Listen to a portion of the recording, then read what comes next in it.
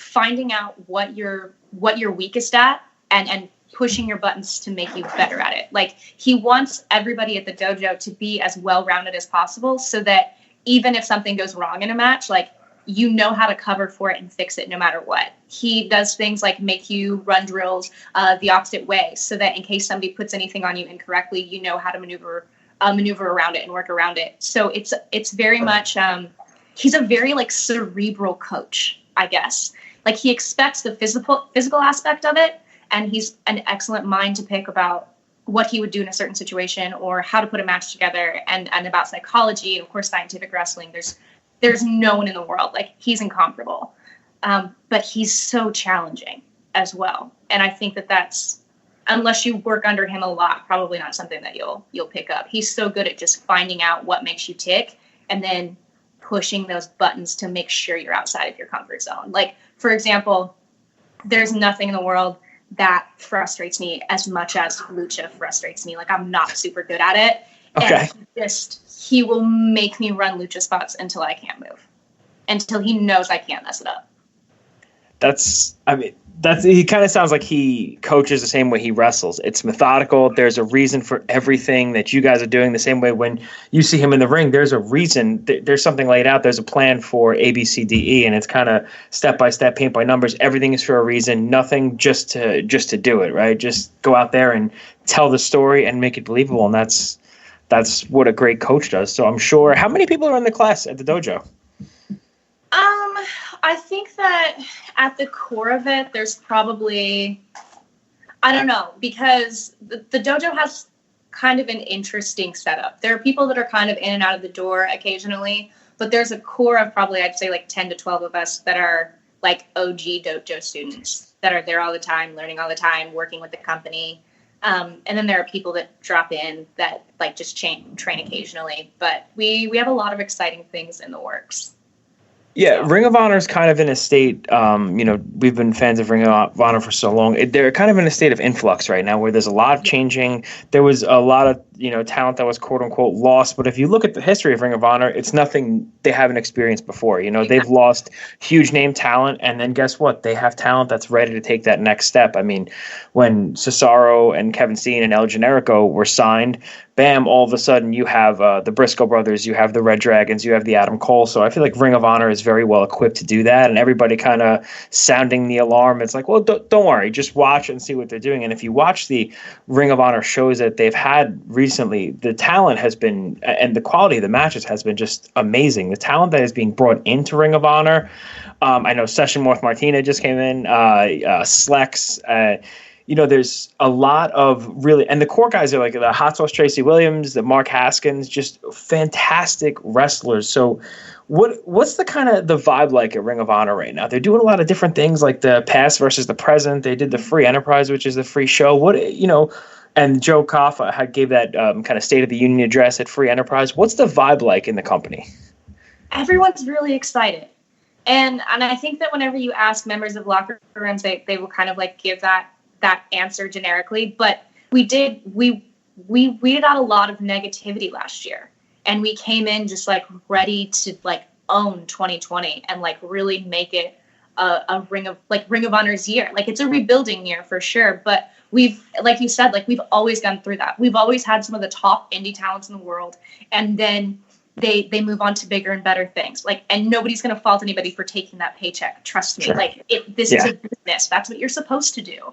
But we've always been that stepping stone. We've always launched people's careers and been like really just, like a launching pad for some of the most spectacular performers and wrestlers in the entire world. And I have the utmost faith in this company, in Ring of Honor, to do it again, because this is our cycle, right? Like, the reason that we continue to have great talent like that is because we know how to look for them. And, like, we build our own stars from the inside. So, like, we know how to cultivate that. We know how to turn you into great performers. We know how to get the best stories out of you. And when it comes to just actual, like, technical ability, there's no company in the world that rivals it. There's just really not. Like, just match after match, just banger after banger. And it was really hard going through last year, especially someone being not just new to Ring of Honor, but to the wrestling industry in general, because my career just started in 2018. It was really hard to watch something that I loved so much be under such a microscope for something that wasn't our fault. Like, we can't help that, like, talent leaves and then does something else. Like, we're all proud of everybody that's done that. Like, please, more wrestling for everybody, more jobs for everyone. That's excellent. So I'm excited now that, like, we've taken some really bold moves, and it's been paying off.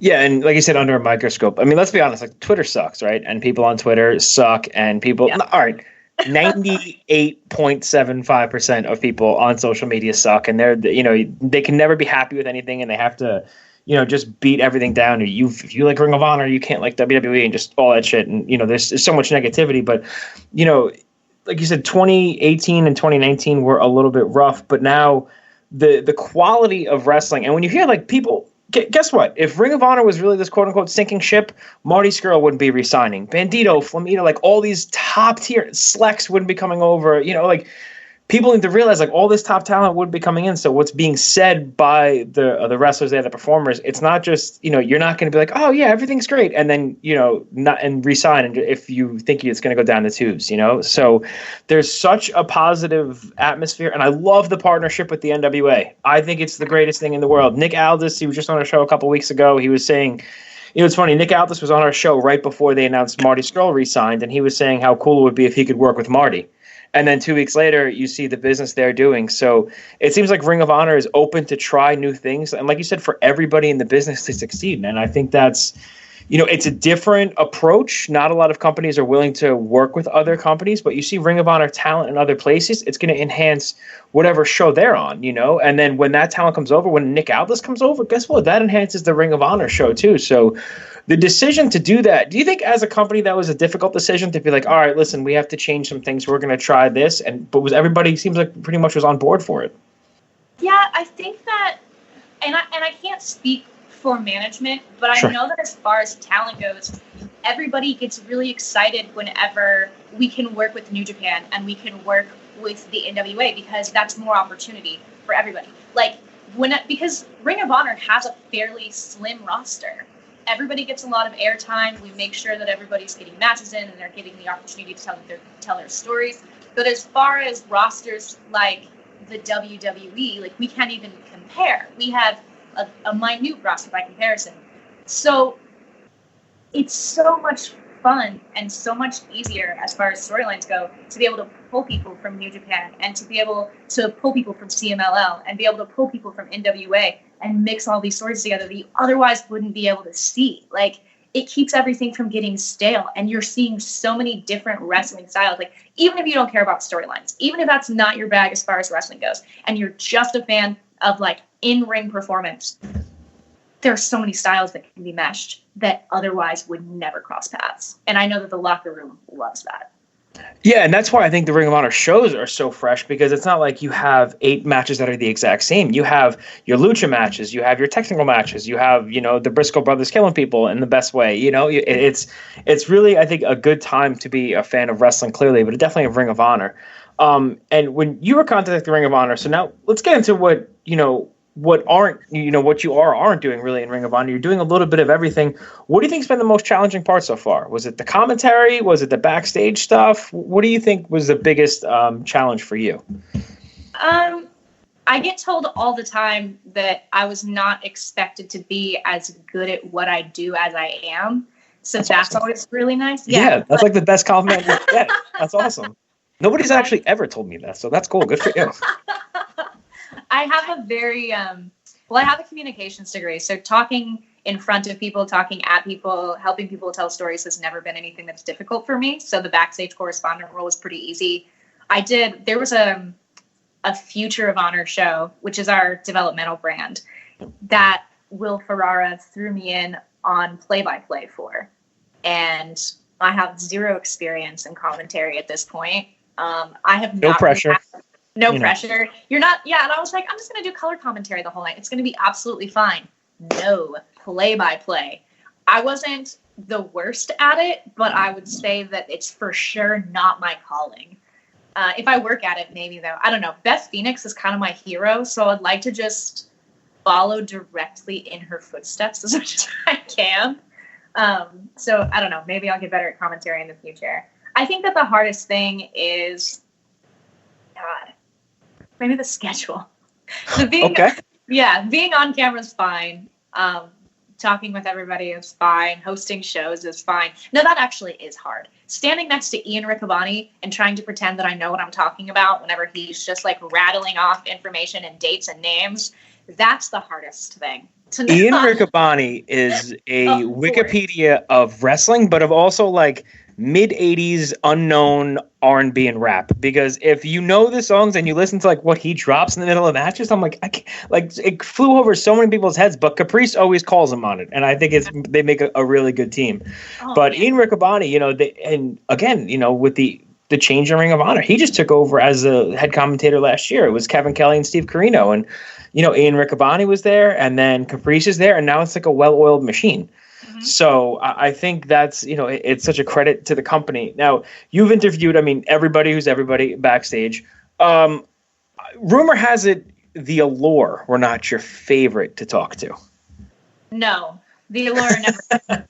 The Allure, are they anybody's favorite to talk to? Nope, not at all. There's just something about being belittled that I find uninteresting and uninspiring to work around. Who's the easiest person to talk to on camera? The easiest? I think that the easiest person to talk to on camera is Shane Taylor, because he has an impeccable promo. He's such a passionate speaker. He knows exactly what he's saying at all times. He knows exactly the story he's trying to tell. And I kind of just have to be like, okay, do your thing. And he can do it. I would say that the person that it's just like the easiest to work with in general is probably Dalton Castle, for sure. Oh, yeah, he's a guy that can talk, and you might not know what he's saying like a lot of the time, but damn it sounds good, and you want to watch his match. That's all that matters. That's the best part, is that the more absurd and ridiculous it is, the more I'm like, yes, I'm here for this. Yeah, I'm so into that. He's like a well-spoken Ultimate Warrior. That's the best way I could describe Dalton Castle. Like a very flamboyant, well-spoken Ultimate Warrior. We had a really good chemistry and a really good rapport from the beginning, and I think one of the reasons that the interviews caught up, or me as a backstage correspondent caught on the way that it did, definitely had a lot to do with Dalton respecting what I do. So, that's all. And when everybody works as a team, I think that's great. Now, you have a shirt out, I think is the coolest thing. Where did the bow tie come from? What's the story of the bow tie? Because it's perfect. So there was a lot that went into making Quinn the way that she is, I guess, and the way that she looks and the way that she acts. Because obviously, like, a part of her is me. I myself am very bookish. And I wouldn't necessarily say nerdy, because I feel like that's such an overused, like, cliche way to describe somebody. But I wanted her to be, like, very bookish and very approachable. And originally, I think the pitch was that I was supposed to be, like, kind of homely. Like, that was the word used. And I was like, guys. Like a Lois Lane kind of deal almost? Yeah, kind of like no, they wanted me to be more like, Ali Sheedy in Breakfast Club? More, I think, there was somebody that so what I was picturing was a very, like, Jessica Day from New Girl. Like, wears, like, the glasses, and she's got, like, the quirky hair, and I was thinking more Manic Pixie Dream Girl, and they were thinking more, like, frazzled journalist / like maybe Miss Frizzle. I don't know. There was some trial and error that went into the costume designing, and the bow tie was just, they were like, we want your hair to look this way. We need you to be covered from, like, your neck down to your toes, because people shouldn't see, like, how fit you are, because they're not going to believe that you're a backstage correspondent. And I was like, okay, well, what can I do that at least shows, like, some sort of personality? And the bow ties was that. I'm a really big Doctor Who fan, so I definitely took from that. And then I get the Mean Gene comparisons all the time, which obviously I love. I think that if there's anybody that I have, like, a style, like a dialogue style, like, it's definitely Mean Gene. Yeah, there's nobody better in that role to be compared to, I think. And it's funny, if people know you from a wrestler and they see you at Ring of Honor, they're not going to believe it's the same person. So it sounds like, I didn't know this before you said that, but it sounds like that's by design almost, right? Where they don't want to show that. I mean, if they follow you on Instagram or social media, they could tell you're in the gym 11 and a half hours a day. But on the show, it's like, oh, okay.